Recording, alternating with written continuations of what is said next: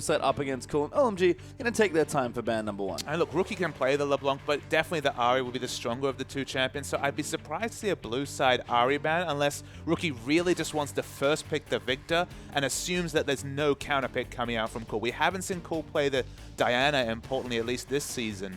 That's one of the assassins that's more in vogue. I mean, it's weird to call Diana assassin, but when you see Wayless playing that champion, and Jie back at IEM Katowice, you can definitely make the argument. Yeah, definitely can do just absolutely ridiculous damage here. As a Maokai ban, I love this from OMG. We've pretty much talked all day about how popular Maokai has been as a first pick, so OMG over on the red side say no.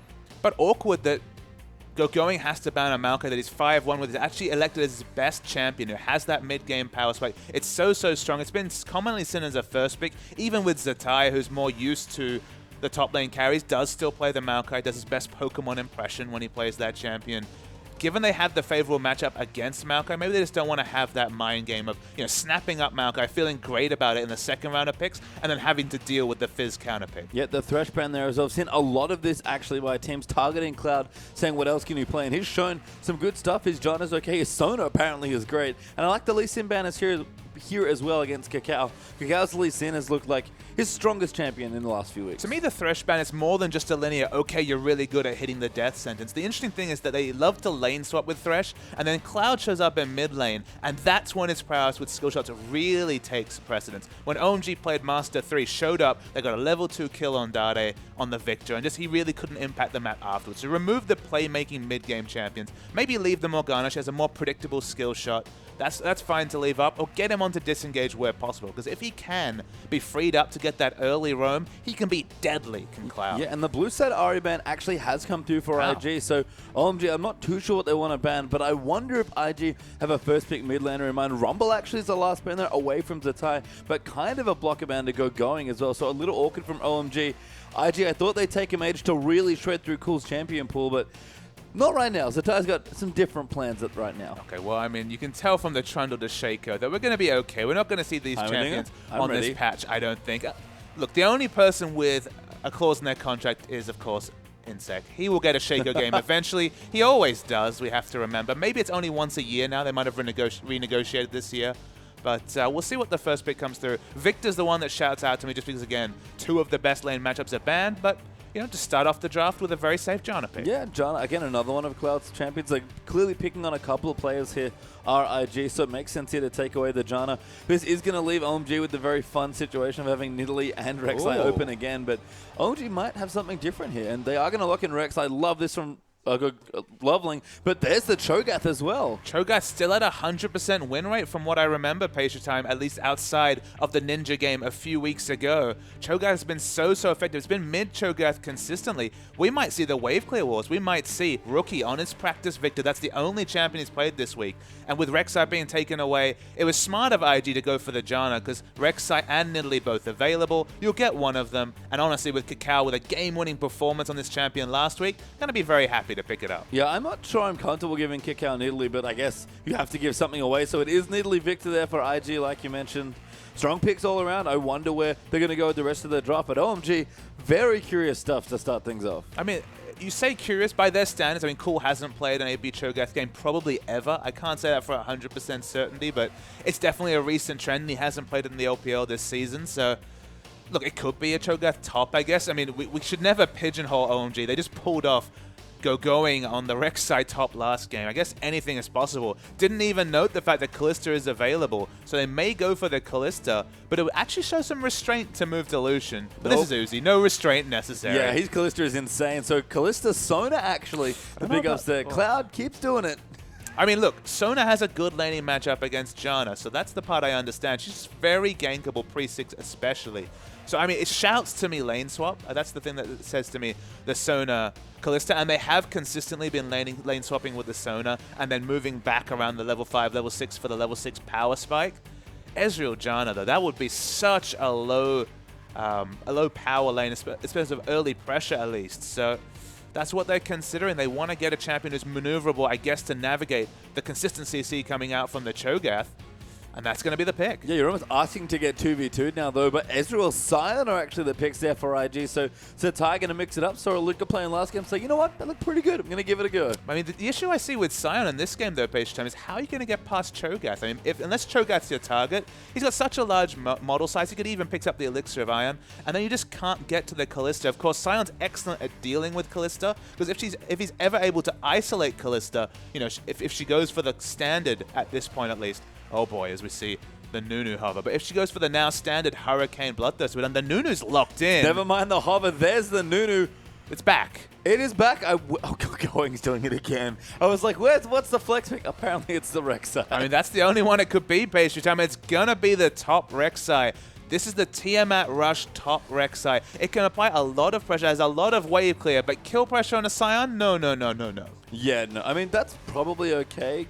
Again, OMG are probably happy in the 2v2, so not getting the swap there. I mean, would be awkward for both top lanes, but I guess they're going to end up together. Kind of weird to see, again, wave clear walls in 2 different lanes, you have to think. I mean, there's just so much wave clear going on in this game. I feel like there is that potential for Nidalee to take it over. That's the one thing to comment on, is that Nunu has been very successful for every jungle, especially the top junglers they've been picking up. We'll go through the matchups. Wave clear is going to come here. Of course, a little bit more kill pressure on to go going. It's relatively squishy compared to the Sion. Yeah, and Loveland going to take Nunu against the high-pressure Nidalee, so we'll see if Loveland can keep that Nidalee controlled. Will we see the return, though, of the Loveling Nunu flank actually showing up behind the AD carry yesterday, unbeknownst around the Dragon Wall, so can do some creative things. Uzi back on Kalista. Hasn't been picking up the wins recently, but it hasn't been his fault. He's been going off in lane on this champion. His coast is amazing. And Cloud, can he continue the 100% win rate on Sona? I believe it's 2-0 currently, and Kitty's going to take Janna once again there for Kit. Very defensive bottom lane for IG. It's just been really fascinating to actually see the 2v2. It's a strong laning champion. We'll have to wait and see. We will indeed. So let's get straight into game 1.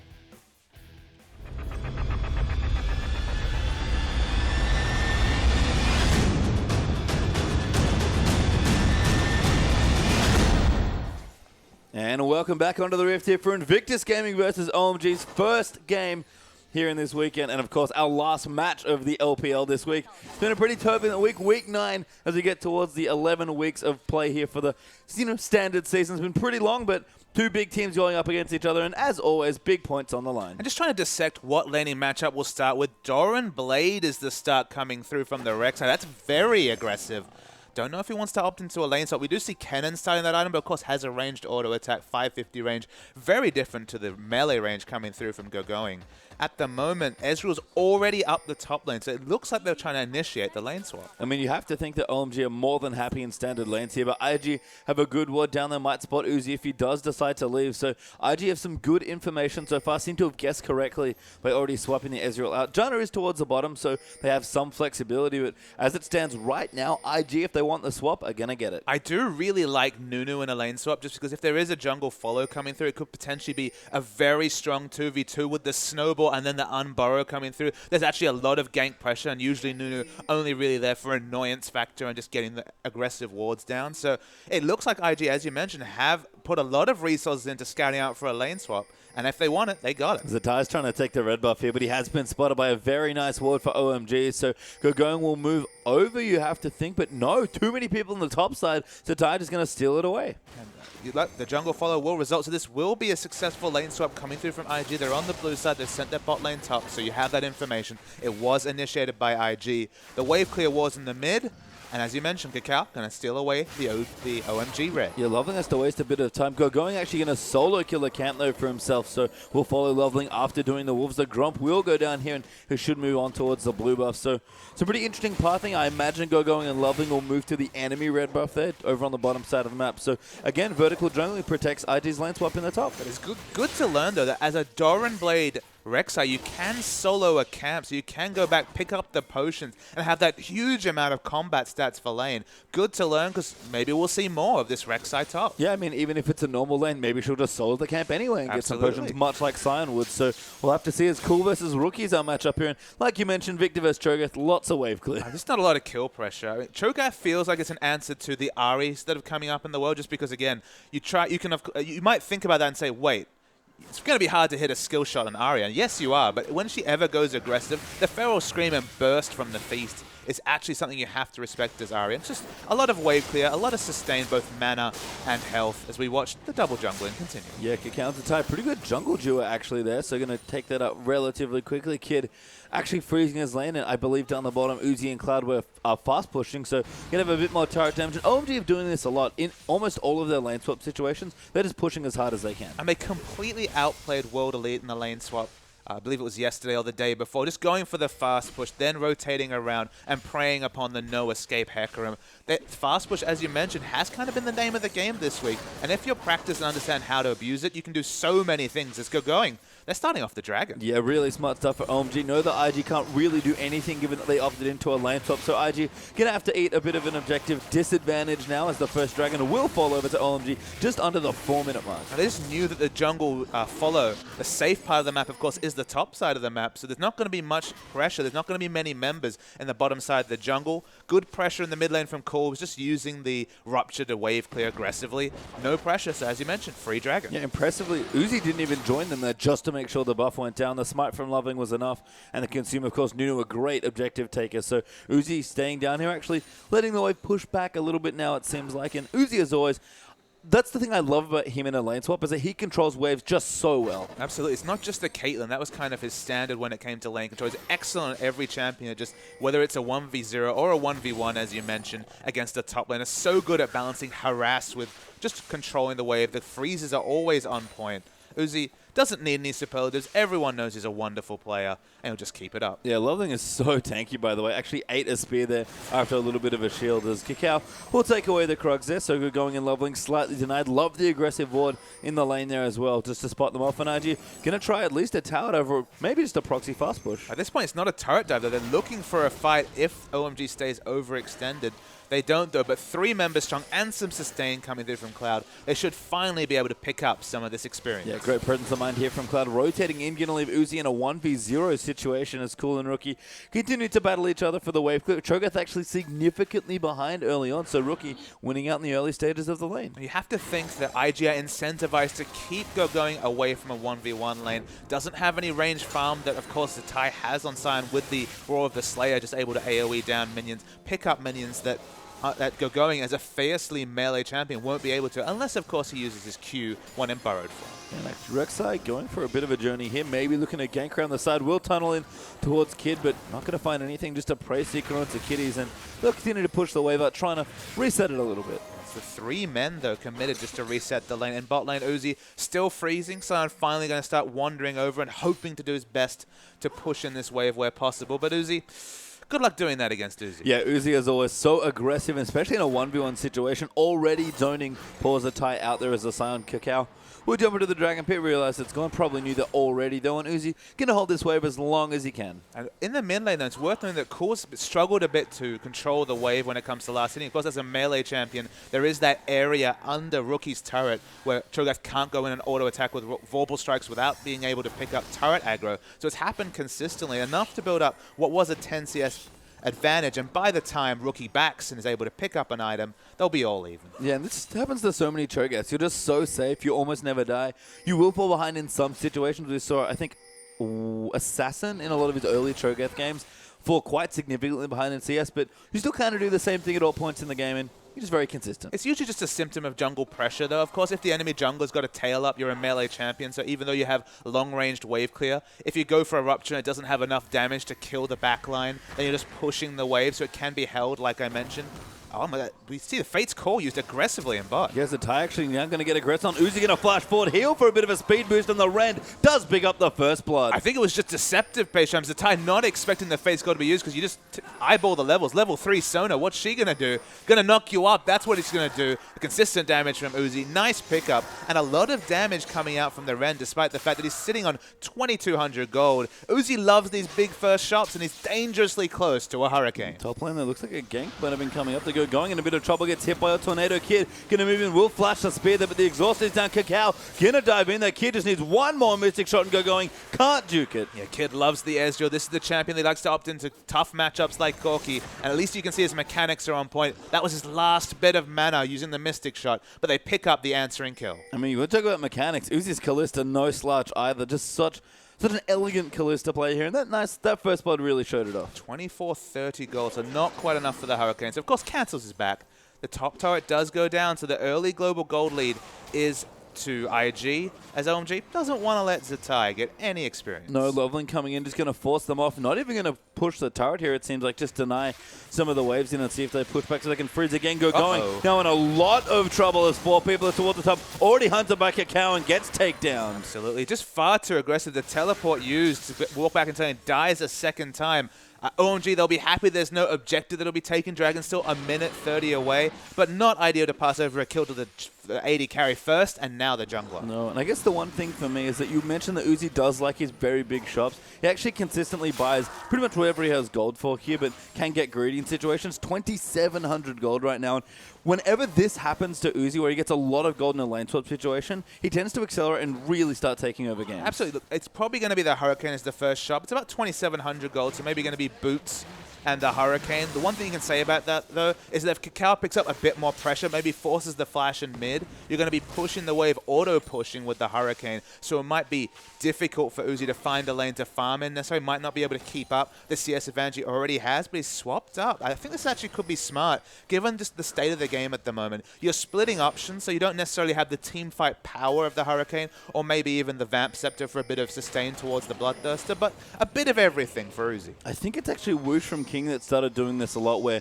you sort of split your gold on your first 2 components and just get a little bit of each and then opt into whatever one kind of finds you at the next convenience. But look, it gives you a little bit of, it gives you more lane control, obviously, because you're not auto-pushing with the Hurricane. It gives you a bit of team fight damage because you have the attack speed and the BF sword. The issue is that if you ever die at this point, or your team suddenly doesn't have safe places for you to farm, you can have that awkward phase at 15 minutes where you still don't have a completed item. So it's almost a snowball option, as weird as that sounds, just because you've got a bit of everything. You're not going to have to push the wave. So if you can keep doing what you were doing before, as we see the return to bottom lane come through from the OMG lineup, you're the most happy. But if anything changes in the game, very quickly you can be disappointed. Yeah, and he's going to continue denying off here as well. As the Tyler has swapped into the 1v1. OMG back on top of the Dragon. They've got Consume and Feast available here. Actually, 3 points in the Consume for for Loveling as well, sorry. So they're going to probably secure this Dragon. Cacao's going to entertain a steal.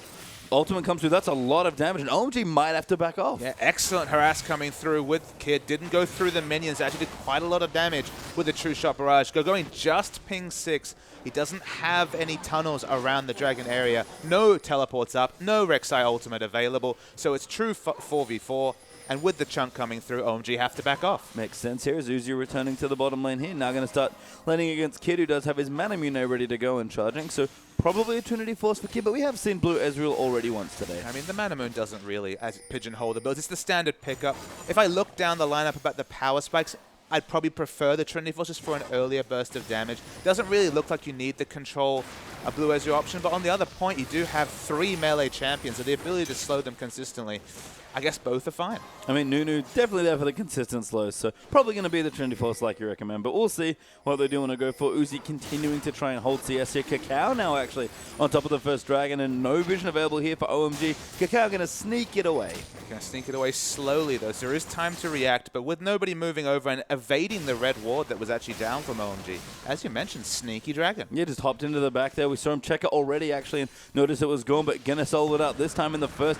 Sneaky Dragon is now done for IG. The Rod of Ages is the first pickup, so it's not going to be the build that Hatong was doing from Vici, where he would go for an early Morellonomicon and CDR boots, and they would just start up the siege, and every 5 seconds the Rupture comes in that you have to respect. Instead, it's the Rod of Ages, so a 10-minute timer for that to be effective. It's an early Rod of Ages, 11 minutes means 21 minutes, as Loveling actually finds Cacao in the jungle. He uses his ulti, but not quite enough distance to channel it for enough damage, and Cacao will heal himself just to be safe. So Tai actually going to get aggressed on by Loveling here in a pretty interesting matchup now developing in the top lane. It'll be interesting to see what item build we see him going. So even though he was behind the last time he played Rek'Sai, he still went for a very late Tiamat. The damage option, the burst coming through from the Qmax, is still very relevant, but it's against Zatai, who's going to be stacking armor. Already is stacking armor, to be honest. So will he still go for the DPS option? I guess it gives him split push options, and of course has 2 globals with the summon, the teleport, and the ultimate. But there still might be a reason to go tank if he just wants to peel for Uzi in a fight. I'm curious to see what Go Going does for sure, but again, everyone everyone's sort of farming up safely. You're going actually quite far ahead in CS as the tie, so seems to get the better out of the early lane swap movement. Looking down as well. Uzi ahead of Kid by 20 CS, so looking good there. Always again, OMG getting ahead for Uzi there in their early lane swap, but pretty even across the board. A call actually ahead in CS now, which is nice to see, but again, just never leaving the lane. I mean, not much to say about Rookie. He's taken movement summoners, so he hasn't taken any combat summoners whatsoever and is doing fine in CS, 3 CS up. He's got his Hex cores upgraded already a couple of times, I believe, so going to have a lot of control coming out of the Hex core upgrades. And cool, just playing the wave clear game. Yep, almost level 11 though, so rank 2 ulti. Pretty important just for more effective health on the Cho'Gath here, but 6 face stacks done already here for the first rank of the ulti, and Cloud might be looking for a gank. Cloud is pinged level 6. He's got there very fast. He's also been unhindered. Goes straight in and Rookie flashes straight out. Yeah, the flash crescendo was just off mark. Still forced a flash from Rookie, as you mentioned. So that's an important summoner down, but nobody around, although Rek'Sai looking for his options. So going coming in now as well. Also wanted to gank the mid lane. And so funny that we talked about Cloud roaming mid there. That was a very extreme, that was a very Cloud-esque roam. I mean, using a lot though, a 5-minute summoner to miss an ult is a significant timing that's down compared to a Twisted Fate ultimate being down in terms of effectiveness for the next roam. They push in but cannot get the outer turret. Yeah, I mean, they traded flashes, so, I mean, Cloud, Rookie had such great reflexes that it is probably expected from Cloud, but a little awkward for sure that, you know, his ultimate's probably worth a lot more than Rookie's flash. But summoner trade though, you take a support summoner over Rookie's flash. Still has the Ghost, so still will be able to use the aggressive summoner in a fight. Ghost not as useful defensively in a 5v5, but the repositioning from Rookie might mean that he can put out consistent damage in a fight rather than just being gated or focused around his ultimate. Yeah, I'm going to have to keep an eye on Cloud, actually. I wonder how often he purchases Distortion Boots, because that guy has the Makako Tabi flash ult syndrome. He just loves to go in. It'll come soon, I'm sure. That's just a standard part of a Sona build. Your ultimate, that's the reason why Tabe actually, as you mentioned, played the Annie, is that he felt that it was like a crescendo, but on a shorter cooldown and from range, and you didn't need to use the flash every time. But with Sona, you almost always have to flash to get that amazing 4, 3, 5-man ultimate. So the Distortion Boots will come eventually. Actually, it was interesting to see Gogoing actually took the red buff from his team, and it's using that to push aggressively with the Tiamat that we kind of mused on him purchasing. Yeah, one of the nice things about Rex is he can do a bit of jungling, but OMG right now trying to defend their turret here. Good push actually from Kid, Kickout, and Rookie as Johanna was around too, but seems to be off warding.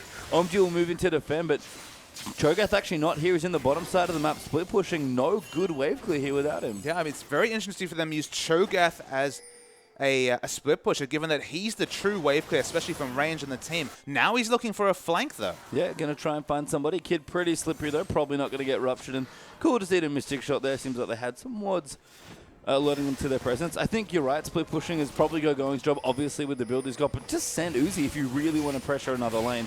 Cool, probably unfortunately for him. He does love to split push. Has to stay anchored to some of these lanes, though. There's a lot of scaling going on. The Frozen Heart is completed by Sun, so that's a lot of immediate power, but you compare that to the Rod of Ages coming through. Still 6 minutes away from the finish. We said about the 21-minute mark. The Mana Moon on Ezreal. Kid is being able to navigate this early power trough, though. Looks like he's going to be building, well, it will be the Trinity Force now that we can see that the Phage will be coming soon. If they're able, I feel like those power spikes, the 2 power spikes to 1, you give the scaling advantage in terms of the mid game to IG when it comes to the stacking items.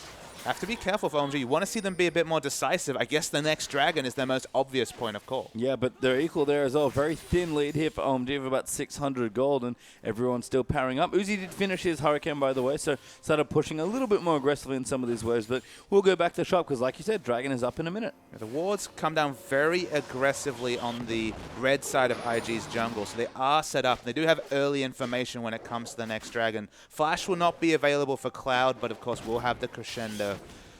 It's going to be a very interesting fight. I think a lot of it comes to whether Zatai can actually make his presence felt in the fight, can actually get past Cool and apply that, you know, all his bevy of CC and his Frozen Heart to the back line, or whether they'll be able to ignore the side and skip past it and take down the squishier front line of IG. 30 seconds left on the dragon, though. Rex actually going to use the ulti to the top side of the map, continue pushing. Gogoing does have his teleport, so can join in for the fight if he needs. He can actually cancel Sion's teleport. Not that easily, but with the Umbaro can try and get it done. But Zatai already rotating on. You have to think both teams know that this next dragon is quite key. He uses Void Rush to start pushing the wave in top and still has Summoner teleport to match whatever Zatai does. Now he's actually walking down, though, not just playing around with his tunnel network you can see on the mini-map. And there's a lot of pressure around Dragon. OMG, they've done the early prep work. They had the aggressive wards in. So they do have predictability about IG, and they're going to start the Dragon. Yeah, cool to spear. We've got a lot of health so far as the Cho'Gath, Kalista, and Nunu should be pretty easy to secure. A good spear almost coming in, but Kalista will get the Dragon. And you can see that teams are getting a lot better at timing around the Kalista Ren. You saw the Smite came out early from Loveling, and then the Kalista Secure came through. So teams obviously have communicated what timings they're going to use to secure those Dragons. IG, though, will take the outer turret. It's 2-2 in turrets, but it gives Rek'Sai more time to farm in the top. Yeah, and that's good for Gogoing. Didn't need to be there for that Dragon, so saved his teleport for now. Uzi level 10 now. Moving in towards the bottom side, almost 11, but IG continuing to rotate. He'll want another turret here. It's 2 for 2. IG might take the third. Yeah, I mean, Kalista's going to answer with some wave clear, but it is shorter range wave clear, and they have to respect the pressure coming through from the Nidalee. At the moment, they're outnumbered, but Cho'Gath's coming to remove some pressure. Yep, Loveling's here as well. Actually, Fate's Call used aggressively onto Cacao. The Crescendo going to come in there as well, but Cloud forced a flash out as the Rookie's rotated in as well. The Rookie actually rotated very, very well. Put down the gravity field. No way for the tanky Cho'Gath to walk past it. Gogoing does take the outer top turret. Zatai, not much he can do to all the physical damage coming through from Gogoing. And we talked about it. What's Sion going to be like against the Rek'Sai? And apparently we have our answer. Just can't do anything. He just can't do anything aggressive, that's for sure. In the early levels, you thought this matchup would be fine. But now we're getting to the point where Gogoing very naturally tanky on the Rek'Sai. Rek'Sai has lots of lane sustain, just going into Burrow Farm, free to auto attack because, again, happy to push the wave with the Tiamat. This top Rek'Sai, it definitely hasn't caught on in other scenes, but people have always muted about what sort of power level it's at. Interesting how the build transitions. I imagine it's going to move into kind of the Randuins of the world after picking up the early Tiamat. Yeah, it makes sense here. Just get a bit tankier as Uzi pays a visit to mid lane to clear out some creeps. 195 so far, so a very strong farming game for Uzi. Looking through. Cool. Abyssal Scepter on his market, you have to think next year. Trinity Force still not done for Kid, but has to be pretty close to finishing it. And the Captain's Boot's done early for Kiddies. Captain's Boots, as you mentioned, with the changes on patch 5.4, Janna is like a mobile Captain's Boot. So now the mobility when the Janna is whether they're retreating toward, moving towards the Janna in general, will be absolutely massive. So that could prove critical in the fight. OMG are already going to have difficulties engaging. If they want to engage the fight, barring the most opportunistic of ruptures coming through from Cool, it's all on Cloud. So he probably, as you mentioned, he's got the distortion boots already. He's going to need them because he's the one they're going to look to for engage. Yeah, Kid actually taking out this turret by himself. OMG did steal the blue buff, so seems to be the trade they want to make. Cacao's actually left here. I thought he was waiting for someone to walk down, but Kid will get that turret 3 for 3 now, so even as far as turrets go, Uzi has finished his Bloodthirster, so is ready to really fight if OMG want to, but no Dragon to fight on yet. Is up in a couple minutes, and again, a very quiet game. 3 kills in 20.5 minutes. Not what we normally expect from the LPL. It's not the LPL we know and love, Pastry Time. This may be a return to IG, who were, for a couple of weeks, they're very good at playing around their power spikes. Double tier comp between the Mana Moon and the tier that Cacao has picked up, compared to just the Rod of Ages coming through from Cho'Gath, means that they are banking an advantage as this game goes on and on. You know, at this point, you'd have to say, even in gold, but with the scaling advantage in terms of items, they'll take that. They will. As Cacao, again, continuing to look for vision here. Does have a sweeper. Mega's done there as well as his enchantment. So powering up on the Nidalee. Trinity Force now done for Kid. He's gone back and chopped for it. So good to see there. Going Kindle Gem as well. So is going tanky. Looks like maybe even a Spirit Visage coming second. Really strong item timings coming through from OMG as just the 10 stacks come up on the Rod of Ages. Bloodthirster Kalista alongside the Hurricane she had completed much earlier is a big jump in power. Tiamat, as you mentioned, towards the Spirit Visage will come in soon from Gogoing. They're team fight ready, but with 3 outer turrets down for both teams, no Dragon. There's just not much to fight about. No, and they're just sort of taking farm where they can. Uzi taking away a couple camps there as well. Going down the bottom lane, actually, maybe looking for a gank here onto Kid, and is going to start things off with Prey Seeker in, and maybe he's swapping down. He's going to split push this lane. It's very, very risky to split push that lane, because if you notice, there was 3 pink wards down in the red side jungle for IG, but look at this. Of course, Loveling is the person to come. Try and clear up some of their vision. OMG have always been fantastic at setting up vision for either this, for Gogoing especially. We used to see him in lane swaps and consistently having multiple wards defensively down from his team throughout the laning phase. In this case, though, looking for the split push aggressively, has the Tiamat to make it very fast wave clear, and his team sets him up some wards just to make it safe. Yeah, nice to see Loveling. Kind of with a Sightstone again, getting some vision, playing a bit more utility style. Certainly OMG have scaled back the number of carries they seem to play in each game, especially from the first few weeks of the LPL, and finally getting some group on here. Gravity Field, though, will make it tricky. Victor, very hard to push against an OMG. quickly give up the mid lane push. I think they just take turns, basically. Sometimes Uzi's on Sivir duty, sometimes Gogoing's on Maokai duty, and Cool finally moving away from what looked like his immovable assassin-only persona. I'm playing a bit of the Cho'Gath. Yeah, it does have Cho'Gath. The Abyssal Scepter's done for him as well, so pretty good in any sort of fight. Dragon finally up now, 53 seconds away, and that is the next big fight. In fact, Zatai even trying to match Gogoing's push a bit here. It has a Sunfire cape completed. I feel like OMG have a big advantage around the Dragon because you have to respect all the space control from the Absolute Zero and the Cho'Gath Ruptures. It's very difficult to actually force a fight through all those repeated poke CCs.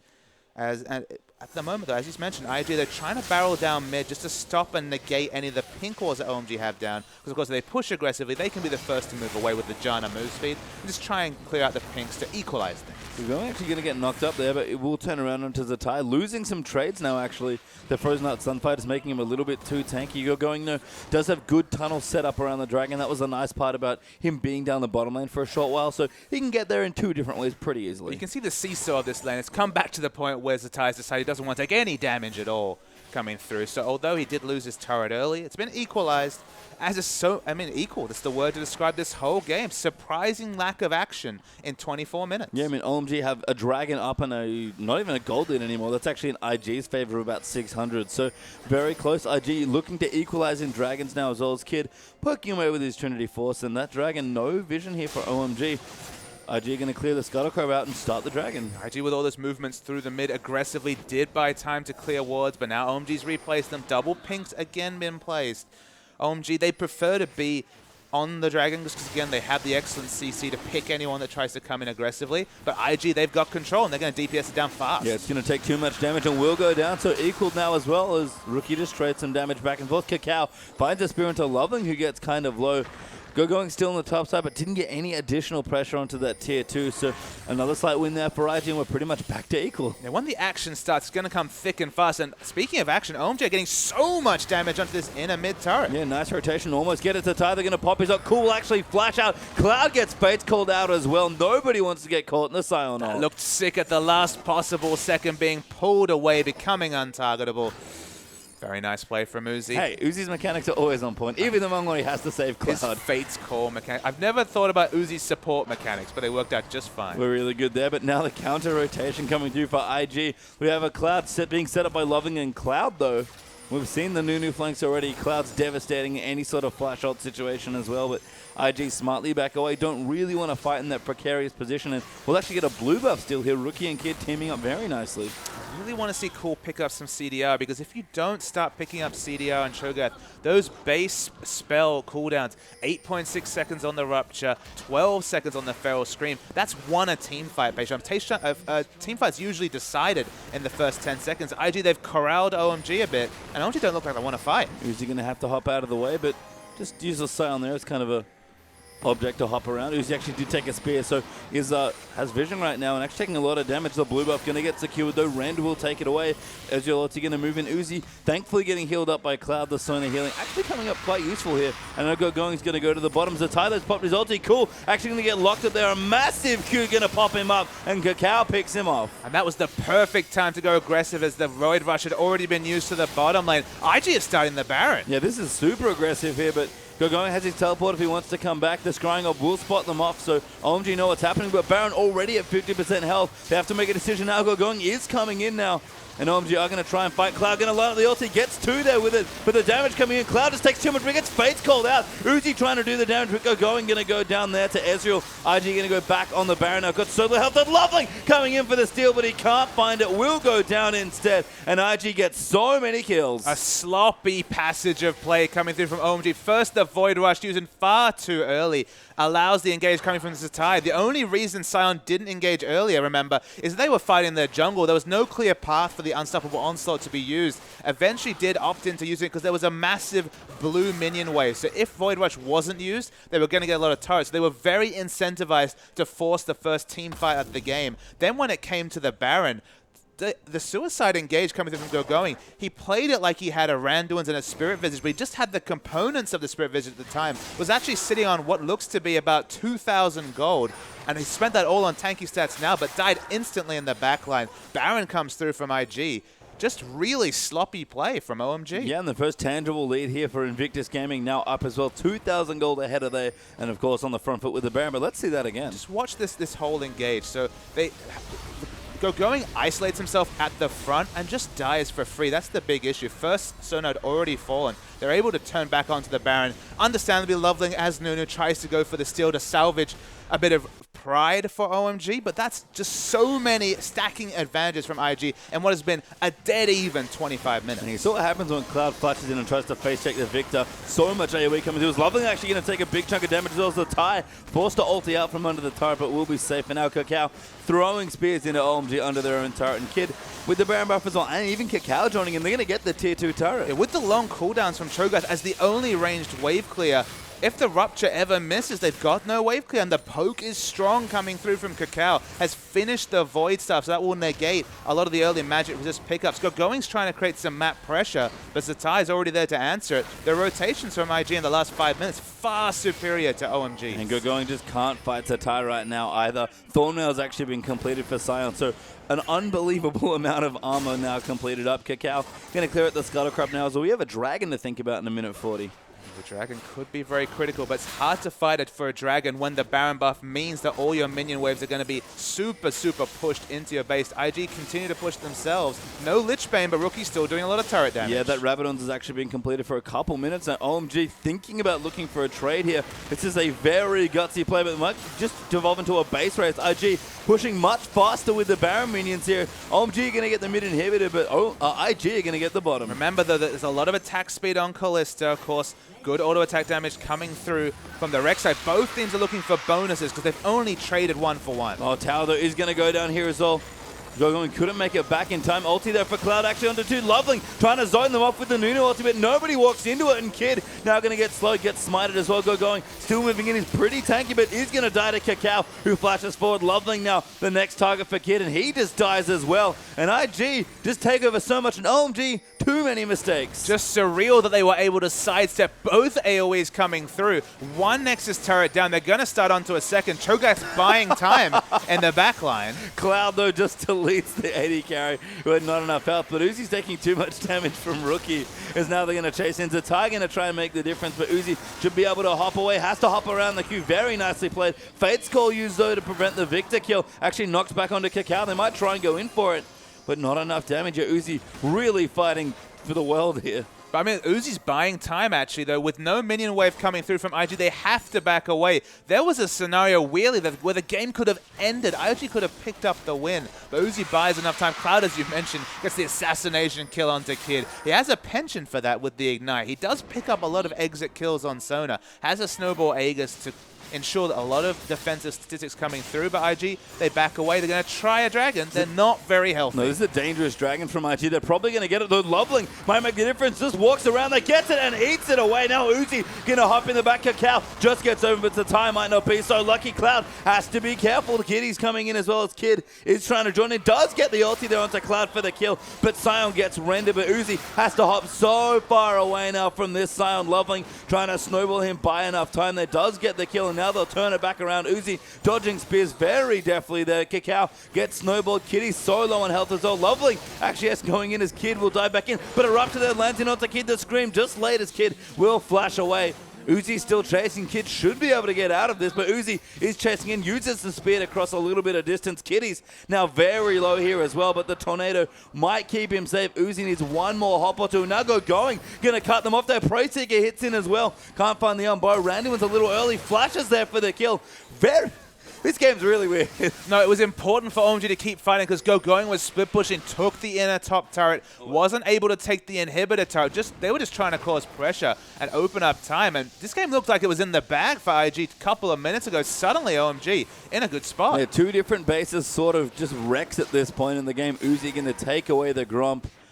Baron up in a minute 40, so no more action for a minute or so here as we catch up. And yeah, a massive push from IG, answered by a massive counter push from OMG, and all of a sudden, not too sure who's winning. And we're just waiting for that big 5v5 fight. That's where I feel like the AP Cho'Gath might be exposed without any cooldown reduction. Because again, one rotation of spells. If it misses, it can of course be flashed away from as it's very predictable, especially the Rupture. AP Cho'Gath has that penchant of just not doing very much in a fight. So IG, I feel like they're looking for it. They have the initiation advantage. Of course, nothing beats the Unstoppable Onslaught for initiation unless Cloud's Flash is available himself.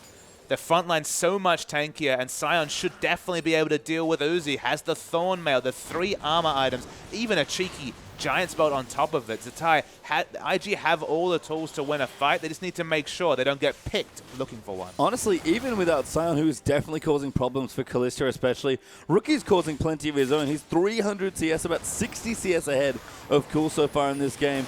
And Uzi just, every time he face checks a teamfight, takes so much damage from Chaos Storm. I mean, he's taking a lot of damage from the poke coming through from Kakao as well, we have to remember. There's so many things for Uzi to navigate away from in terms of skill shot, and then he's got this huge Silence choo-choo training straight through him. So he has a lot of things to think about. And this is Uzi, who's very mechanically skilled. But if you just force him into a bad spot where he has to eat a spear or flash away from the Scion and just use all his mobility defensively, there should be time for the counter dive to just be assassinated by, as you mentioned, Rookie and Kid in the back line. It feels like the super tanky front line of Zatai on Scion just going to be so much stronger than going. We've seen that consistently in fights. 5v5, it looks good for IG, but they're being split away. They're on top of Baron because Baron is available. Yeah, actually, Loveling in a face check, a little too much damage. Gets slowed there as well. Speared by Kakao. Ulti actually going to come in. Doesn't do too much damage there. So the Tai will pop his ulti onto Cool. That's who he wants. Cloud, the very good defensive flash open. And E comes through and Sonar dies almost instantly. Uzi now trying to kite away off to the side. A good rupture there. Hits on the Kitties and Rookie, keeping them at base. Sion though is so tanky, and Uzi gets hit by a spear. That might just be it there for Uzi. He's still flashing away the death ray. Not quite there enough. Loveling coming in. But Kakao nails him with a second spear. That's 3 kills for 0, and that might be game. Flashing health bar for going, so that should be the finish. They're going to bring up the super minions. Kid assassinated Cloud at the start of the fight with very aggressive mechanics on the Ezreal, vindicating the Ezreal pickup. The big story though, Zatai in the front of Sion, tanking 3-4 people, even a feast from Cho'Gath. Whereas Rek'Sai, he did nothing. Yeah, couldn't live. Kalista couldn't kill him, and ID will take the first game here in fairly dominant fashion towards the end. And OMG again, a victim of their own drafting almost. Such a quiet 25 minutes, and we said, okay, the scaling advantage is there for IG. They had the double tier. What can they do with it? And then just a big mistake around Baron. First, not having vision around the Baron, allowing to start being DPS, and the split engages, especially Rek'Sai, with 2,000 gold in the bank and just a Tiamat and a Spectre's Cow to show for it, diving into the backline, dying instantly. They lose the Baron. They lost all the game pressure. They tried for the split engage. We saw the base race, but they were never really going to win that one, barring just a moment of brilliance coming through. And IG, convincing winners. Yeah, looking good there. We'll have to see if OMG can pick themselves back up and take it to Game 2. So we'll have a quick break, and when we return, Game 2 between IG and OMG will be here.